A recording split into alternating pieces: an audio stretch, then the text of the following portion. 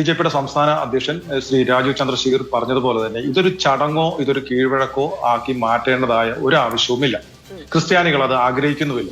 ക്രിസ്ത്യാനികള് ഇവിടുത്തെ രാഷ്ട്രീയക്കാരുടെ സ്വഭാവം എന്തെന്നും ഈ രാജ്യത്ത് നടക്കുന്നത് എന്തെന്നും ശരിക്കും മനസ്സിലാക്കുന്ന ബുദ്ധിയും വിദ്യാഭ്യാസവുമുള്ള സമൂഹമാണ്. അപ്പൊ അതുകൊണ്ട് ഇപ്പോൾ ഇപ്പൊ നിങ്ങളിവിടെ ചർച്ച ചെയ്തതുപോലെ 2023 അവർ ഈ ഭവനങ്ങൾ സന്ദർശിച്ചു. അപ്പോൾ ഞങ്ങൾക്ക് മനസ്സിലായി പ്രധാനമന്ത്രി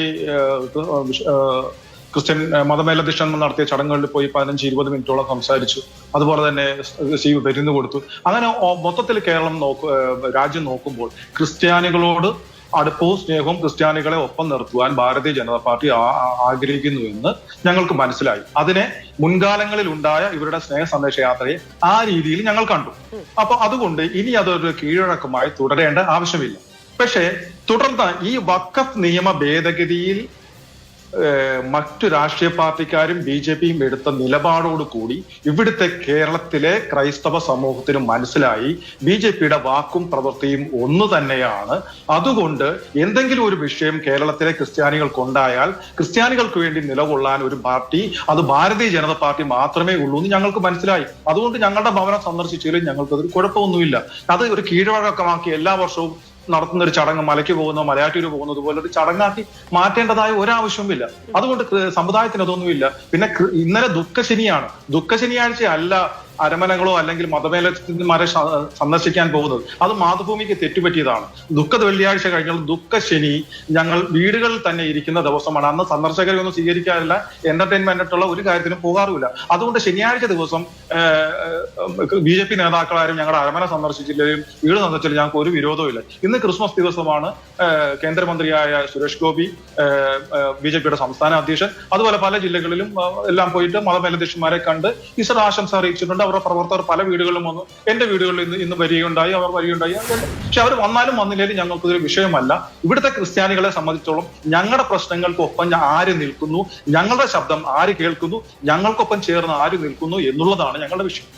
അങ്ങ് പറഞ്ഞതിൽ രണ്ട് കാര്യങ്ങളിൽ എനിക്ക് കുറച്ചുകൂടി വ്യക്തത വേണ്ടതുണ്ട്. ഒന്ന്, ദുഃഖശനിയാണ്, അവിടേക്ക് BJP നേതാക്കൾ എത്തില്ല, അത് മാതൃഭൂമിക്ക് പിശക് സംഭവിച്ചതാണ് എന്നങ്ങ് പറഞ്ഞു. ഈസ്റ്റർ ദിനത്തിൽ അല്ലെങ്കിൽ ഈസ്റ്റർ കാലത്ത്, അതായത് 2023 ഇടപെടാതിരിക്കുക എന്ന് പറയുന്നത് അങ്ങോട്ടും ഇങ്ങോട്ടും ബാധകമാണെന്ന് വിചാരിക്കുന്നു കെവിൻ പീറ്റർ. ശരി. അപ്പോ കഴിഞ്ഞ 2023 ഏതാണ്ട് 10 ദിവസം അല്ലെ, 10 ദിവസം മുൻപ് തന്നെ ജില്ലാ കമ്മിറ്റികൾ ഏറ്റെടുത്ത് നടപ്പിലാക്കിയ ഒരു കാര്യമായിരുന്നു. ഇന്ന് അവരുടെ നേതാവ് MT രമേശ് തന്നെ പറയുന്നുണ്ടായിരുന്നു അത് രാഷ്ട്രീയമായ ഒരു പരിപാടിയായി കഴിഞ്ഞ കാലങ്ങളിലേതുപോലെ മുന്നോട്ട് കൊണ്ടുപോകേണ്ടതില്ല എന്നുള്ളത്. അപ്പോൾ ആ നിലയ്ക്കാണ് എന്ന് അവർ തന്നെ വ്യക്തമാക്കിയ ഒരു കാര്യമാണ്. പിന്നെ തൊട്ടു മുമ്പാണ് ശ്രീ VV രാജേഷ് പറഞ്ഞത് ഞാൻ ഇന്നലെ, അതായത് അങ്ങ് പറഞ്ഞ ദുഃഖ ശനിയാഴ്ച സന്ദർശനം നടത്തി എന്നുള്ളത്. ഇൻസ്റ്റിറ്റ്യൂഷനിലായിരുന്നു വ്യക്തിപരമായ കാര്യത്തിൽ. അല്ല, ഒരു ഇൻസ്റ്റിറ്റ്യൂട്ടിൽ വ്യക്തിപരമായ കാര്യത്തിന് പോയത് എന്താണ്? ഞാനൊന്ന് പറയട്ടെ, ഞങ്ങളുടെ റിലേഷൻ ഞാൻ അതാണ് റിഫ്ലക്ട് ചെയ്യാൻ ഉദ്ദേശിച്ചത്. ഞാൻ റിഫ്ലക്ട് ചെയ്യാൻ ഉദ്ദേശിച്ചത് അതാണ്. മാധു കേൾക്കുന്ന കാര്യം അതുപോലെ അവതരിപ്പിക്കണം. ഇന്ന് 1-2 വീടുകളിൽ പോയി എന്ന് പറഞ്ഞു. ഇന്നലെ ഒരു ഇൻസ്റ്റിറ്റ്യൂഷനിൽ എന്റെ വ്യക്തിപരമായ ഒരു കാര്യത്തിൽ ഞാൻ പോയിരുന്നു.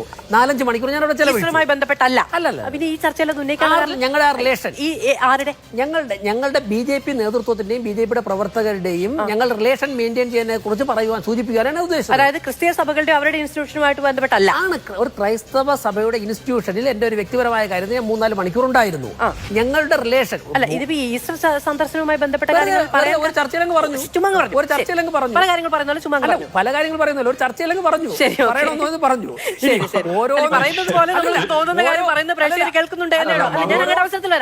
എന്നോട് ചോദിച്ചതിന് ഞാനൊന്ന് മറുപടി പറയണേ. മത ചോദിച്ചോളൂ. മറുപടി പറയാം. ശരി. രണ്ടാമത്തെ കാര്യം, ഇപ്പോ വന്നാലും വന്നില്ലെങ്കിലും പ്രശ്നമില്ല എന്ന് അങ്ങ് പറയുന്നു.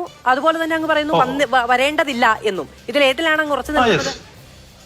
വരേണ്ടതില്ല എന്ന് ഉറച്ചിരിക്കുന്നു. വന്നാൽ ഞങ്ങൾ സ്വീകരിക്കുകയും ചെയ്യും. ചർച്ചയിൽ ചുമ്മാ പറഞ്ഞായിരിക്കല്ലേ വന്നാലും വന്നില്ലെങ്കിലും പ്രശ്നമില്ല എന്ന്. വരേണ്ടതില്ല എന്നാണെങ്കിൽ ഇന്നിപ്പോ ഈസ്റ്റർ ദിനത്തിൽ BJP നേതാക്കൾ സന്ദർശനം നടത്തുന്നുണ്ടല്ലോ, ഇത് ചർച്ചയായതിന്റെ പിന്നാലെ. മാഡം, ഞാനൊന്ന് പറഞ്ഞോട്ടെ. ആ രാഷ്ട്രീയ പാർട്ടി ക്രിസ്ത്യാനികളുടെ ഏത് വിഷയങ്ങളിലും ഒപ്പം നിൽക്കുമെന്ന് ഞങ്ങൾക്ക് മുനമ്പം വിഷയത്തിലും വഖഫ് നിയമ ഉറപ്പായി കഴിഞ്ഞു. അതൊരു സംഘടനാ സംവിധാനം എന്ന നിലയ്ക്ക് പ്രവർത്തിക്കുന്ന ഒരു രീതിയാണല്ലോ. അങ്ങ് ഈ ചർച്ചയിൽ തുടർച്ചയായി ഞങ്ങൾ ക്രിസ്ത്യാനികൾ, അതായത് കാസ്തയുമായി ബന്ധപ്പെട്ട കാസ്തയുടെ പ്രതിനിധി എന്ന നിലയ്ക്ക് തന്നെയാണ് അങ്ങ് ഈ ചർച്ചയിൽ പങ്കെടുക്കുന്നത്. തീർച്ചയായിട്ടും എനിക്കത് പറയാൻ സാധിക്കും.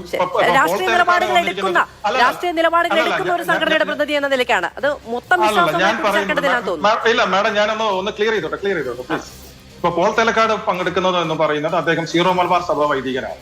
പക്ഷെ ഞാനെന്ന് പറയുന്നത് കേരളത്തിലെ കത്തോലിക്കർ മുതൽ പ്രൊട്ടസ്റ്റന്റ് വരെയുള്ള 10-20 സഭകളുടെ വിശ്വാസികളുടെ ഏകീകൃത സംഘടനയാണ്. അപ്പൊ എനിക്ക് മൊത്തത്തിൽ ക്രിസ്ത്യാനികളെന്ന് പറയാനുള്ള അവകാശമുണ്ട്. ശരി, കണ്ടിന്യൂ.